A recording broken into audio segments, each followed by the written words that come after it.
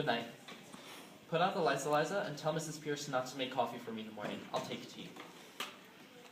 What the devil have I done with my slippers? There are your slippers. And there. Take your slippers, and may you never have a day's luck with them. What on earth? What's the matter? Get up. Anything wrong? Nothing's wrong with you. I've won your bet for you, haven't I? That's enough for you. I don't matter, I suppose. You won my bet? You, presumptuous insect. I won it. What did you throw these slippers at me for? Because I wanted to smash your face. I'd like to kill you. You selfish brute. Why didn't you leave me where you picked me out of? The gutter.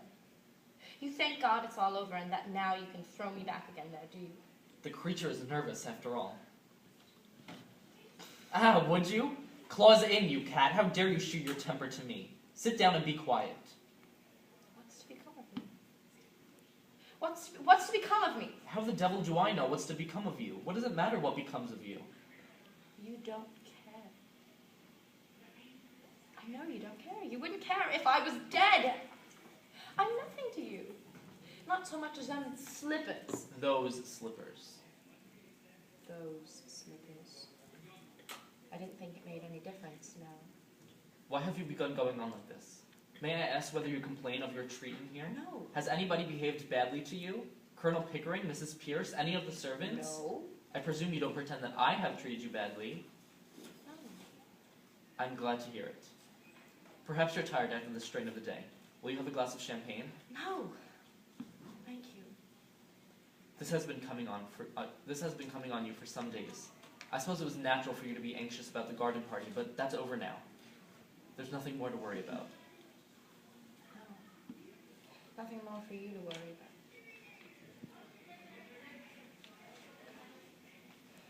I wish I was dead. Why? In heaven's name, why? Listen to me, Eliza. All this irritation is purely subjective. I don't understand. I'm too ignorant. It's only imagination. Low spirits and nothing else. Nobody's hurting you. Nothing's wrong. You go to bed like a good girl and sleep it off. Have a little cry and say your prayers. That will make you comfortable. I heard your prayer. Thank God it's all over. Well, don't you think God it's all over? Now you are free and can do what you like. What am I fit for? What have you left me fit for? Where am I to go? What am I to do? What is to become of me? Oh, that's what's worrying you, is it? I shouldn't bother about it if I were you. I should imagine you won't have much difficulty in settling yourself somewhere or other, though I hadn't quite realized that you were going away. You might marry, you know. You see, Eliza, all men are not confirmed old bachelors like me and the Colonel. Most men are the marrying sort, and you're not bad looking. It's quite a pleasure to look at you sometimes. Not now, of course, because you're crying and looking as ugly as the very devil, but when you're all right and quite yourself, you're what I should call attractive. That is, to the people in the marrying line, you understand. You go to bed and have a good, nice rest, and then get up and look at yourself in the glass, and you won't feel so cheap. I dare say my mother could find some chap or other who would do very... Wait, is that right? Okay. I dare say my mother could find some chap or other who would do very well.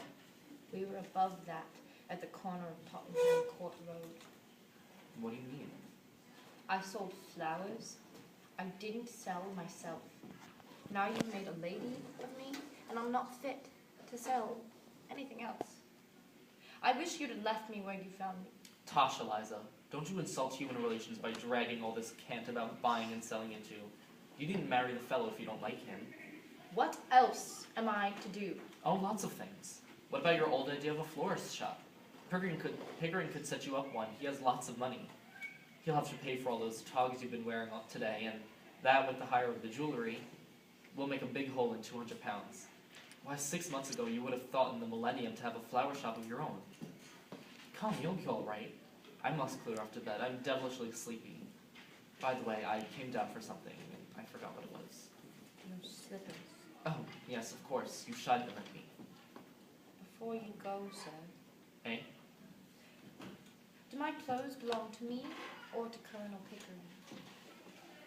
What the devil use would they be to Pickering? You might want them for the next girl you pick up to experiment on.